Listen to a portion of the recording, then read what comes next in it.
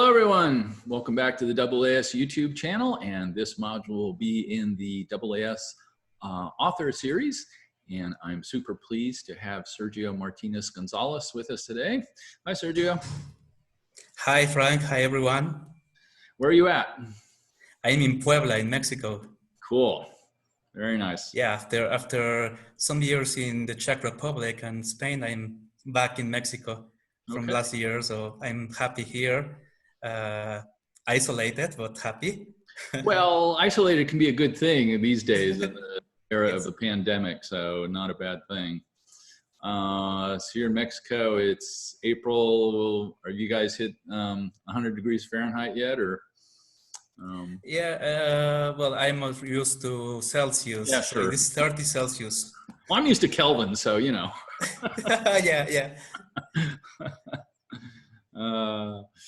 Very good. All right. Well, we're going to talk a little bit about supernova shells. So why don't we go ahead and bring up the paper, and I will do a screen share here with folks. And here we go.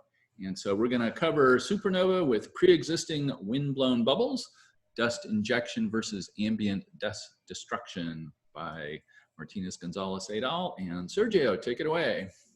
Yeah, so in our paper, we use a hydrodynamical approach to tackle the question of whether core-collapsed supernovae are able to supply more dust to the ISM than what they are able to actually destroy.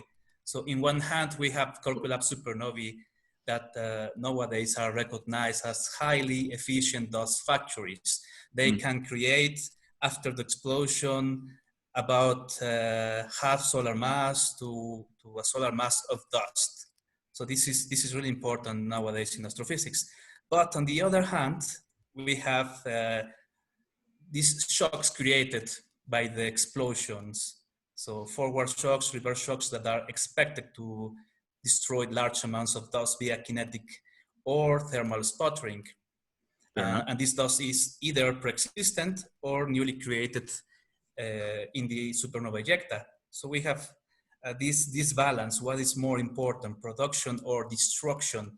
And there are several papers on this subject addressing this question to estimate if these supernovae are nest dust destroyers or producers. However, these estimates did not take into consideration the shaping of the interstellar gas before the supernova explosion. So we have mass loss during the lifetime of the massive star, of the single massive stars. So this is important to take into account, because during this stage, we have the stellar winds that evacuate the ambient gas from the stellar vicinity, and this gas is compressed into an expanding dense and cool shell. So this changes the picture a lot. Yeah. So we know some things about supernova explosions within bubbles for more than 30 years. And we know that things can be radically different from the explosions model in homogeneous medium, from the textbook solutions. So for example, the Sedov-Taylor phase can be completely absent in the evolution of the supernova remnant because of radiative losses. Right. Are very important in these cases. So we can go to page 2, for example. One of the co-authors of these papers is Guillermo Tenorio Tagle, who worked in this subject, explosions within bubbles, in the 90s. So we know good stuff about this. So now we have tools which are good to address these questions regarding dust. So for example, we have been using stellar evolutionary tracks from Schaller to know, for example, this 60 solar mass star, about the mass loss rate in the figure 1, and the wind terminal speed. So these are inputs used in our model. So to model the stellar wind and to know the characteristics of the bubble, the mass enclosed in the shells, the velocity of the expansion, etc. And we know about the the density within the wind cavity. So it is very low density. So this is very important to consider. What is the, so, but first, well, we have these mass loss rates of about 10 to the minus 6 solar masses per year at the beginning of the lifetime of the star. Right. And it increases to roughly 10 to the minus 4 solar masses per year, which is a lot. And the velocity of the wind, the terminal speed is several thousand kilometers per second. This is used as an input parameter of the model. What causes the spikes around 3.5 million years? Yes, this is a very massive star, or these 60 solar masses. Uh-huh. And the lifetime is very short, only 3.8, 3.5 million years. Right? Okay, and so when the, are those spikes in the figure, is that when the star goes supernovae? Yeah, this is before supernovae. This is the red supergiant phase, the AGB phase, not the AGB, the red supergiant phase. And we have these unstable processes just before the supernova explosion. Okay, I'm with you. Yep. Okay, thanks. But first, before going into the details of the wind, we are going to make the experiment regarding the supernova explosion in a homogeneous medium without considering any mass loss. So as previous authors did. Yep. So for example, we can go to figure 2, and we modeled low density homogeneous environment.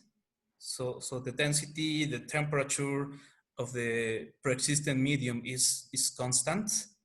So in the upper left panel, we have the dust mass. So the blue curve corresponds to the evolution of the dust mass created in the ejecta versus what is being destroyed by the reverse shock and the forward shock. Okay. So after some 3,000 years, we can see that these lines cross, and more dust is destroyed than what was originally created after the explosion. Yes. So this dust again is pre-existent or created after the explosion, but the blue line is just the dust which was created. So we agree with previous authors in these cases that destruction is more important than production of dust. In the next panel, in the upper right panel, we have the same experiment, but with a high density medium. In this case, this is a medium with 1,000 particles per cubic centimeter. Okay. And in this case, the reverse shock is very, very, very efficient in destroying the ejecta dust. So we have also a blue line, which decays very rapidly in a few hundred years. Right. So also radiative losses are important. So the supernova remnant cools down very quickly, and this is good for the survival of the grains because we have less collisions, and we don't destroy much dust. But anyway, we destroy all the dust created in the ejecta. So again, the result is that these supernovae in homogeneous medium are net dust destroyers. Are these analytical calculations, or are these 1D calculations, or? These are 3D calculations. These are not presented in the paper as complete figures, but these were created in 3D. We use Flash code. This is adaptive mesh refinement code Flash. Sure. And we prepared some modules, wind and cinder, which were created by us. So this is 3D, completely 3D. Thank you. Mm-hmm. And these lower figures are important because we are addressing how is the balance between kinetic energy and thermal energy. So in this classical Setup-Taylor phase, we have 70%, roughly 70% of the kinetic energy converted into thermal energy. Okay. So after some time, so we are checking these numbers, and in the high density case, we don't have the Sedov-Taylor phase at all because of radiative losses. Yes, so, okay. So with this, we are comparing with previous studies, and we agree with them. In the case of homogeneous medium, supernovae destroy far more dust than what they are able to create. Okay. But again, the aim of this paper is to include the previous mass loss history and how the interstellar medium was modified, the density profile, the temperature profile, etc. Right? So we can go to the next figure, please.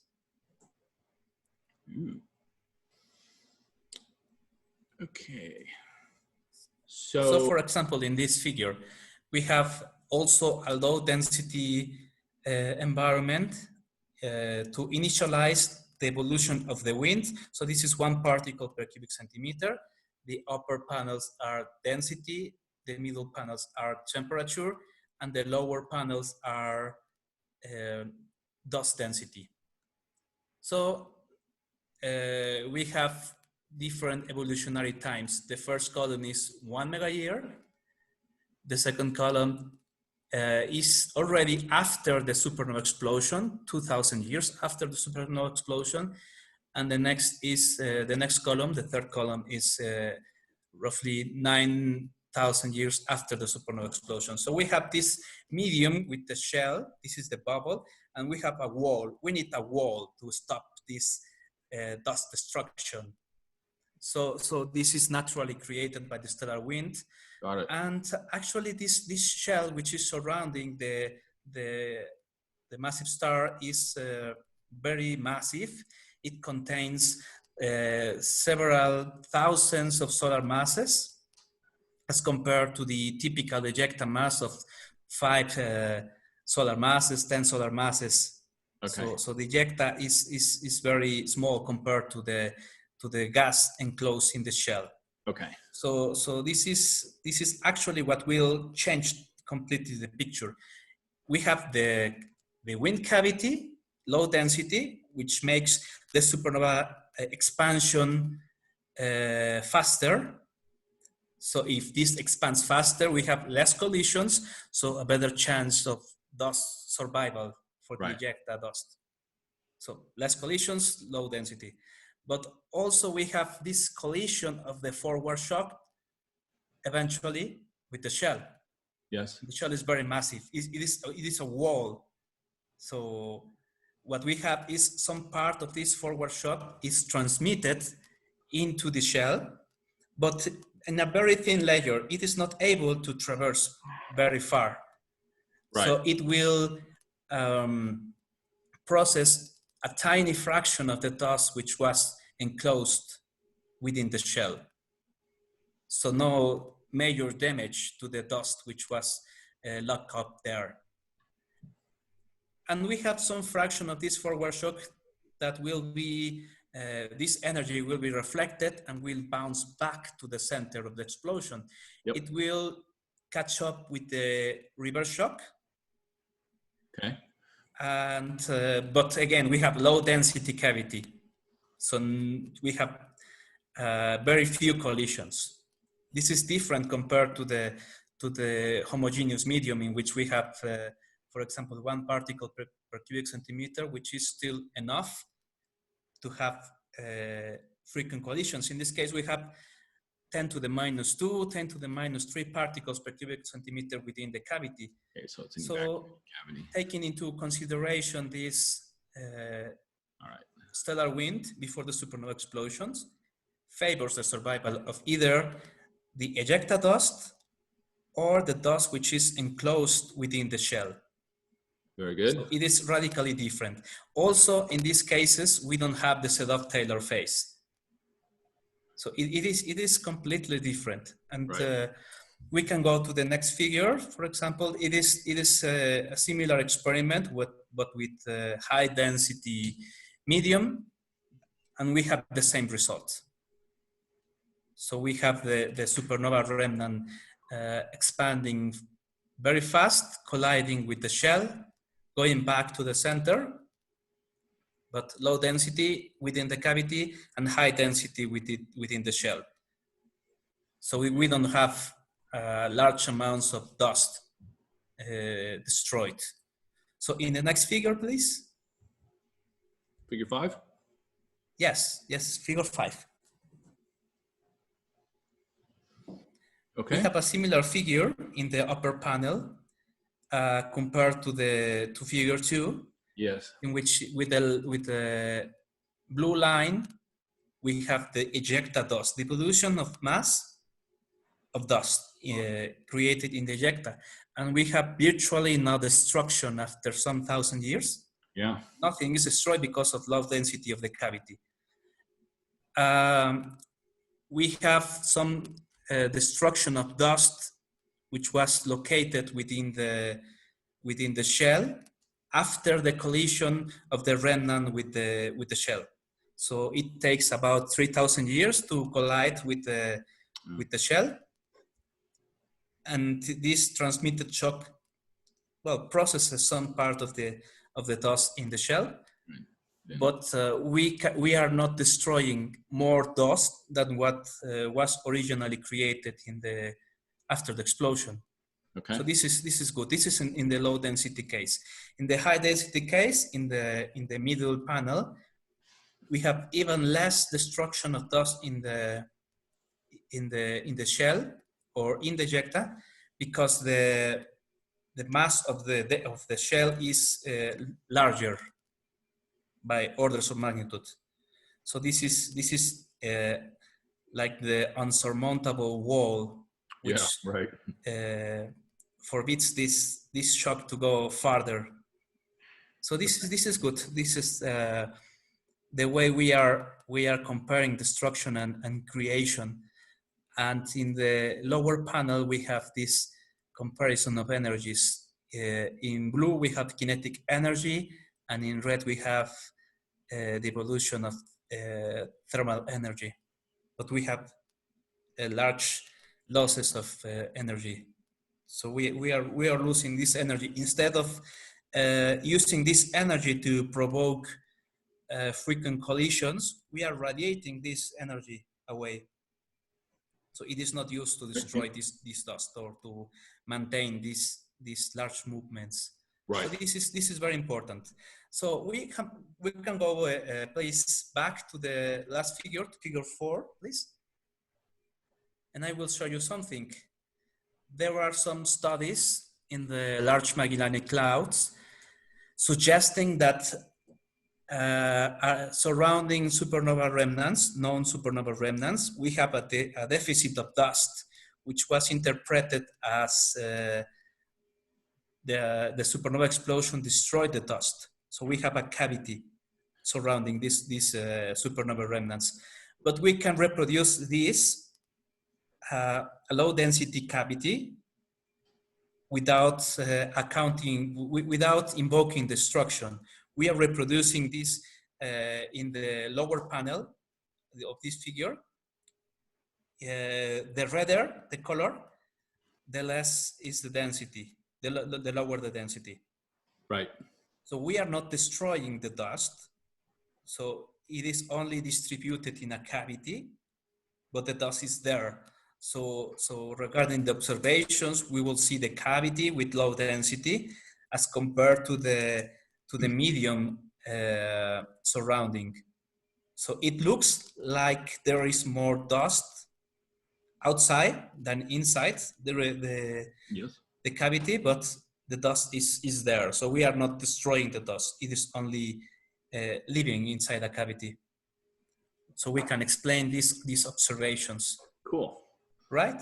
So this is the main result of the paper, that we are accounting for thermal sputtering and different processes to address destruction. And we say that Quirk-collapsed supernovae are net dust factories, producers, not destroyers. So this is the main result. Previous studies were 1D. We're not considering this shaping of the interstellar medium. So this topic is very important, particularly in the early universe, where the only known source of dust which can work when the universe is too young is production of dust by supernovae. Right. So we don't have other sources, maybe grain growth, but it takes some time, and there are several difficulties for grain growth. So we show that we can create this dust and can survive regarding of the other conditions, but we can show that this is doable. Mm-hmm. Cool. So this is important for the pollution or the enrichment of dust in the early universe or nowadays. Yep. Right? Yep. Let me ask some questions about the calculation. Yes, please. Since these were 3D calculations, were you able to run at a variety of spatial resolutions to check that the results were robust with respect to resolution? Yes, we did experiments with different resolutions, and we converged with the solution with the calculations. We have different resolutions. We obtained the same result. Okay. Do you remember what the smallest? I know it's AMR. So do you remember what the smallest resolution was? It is 252 cube. This is the smallest resolution. Okay. So in parsecs, it is like tenth of parsec. Okay.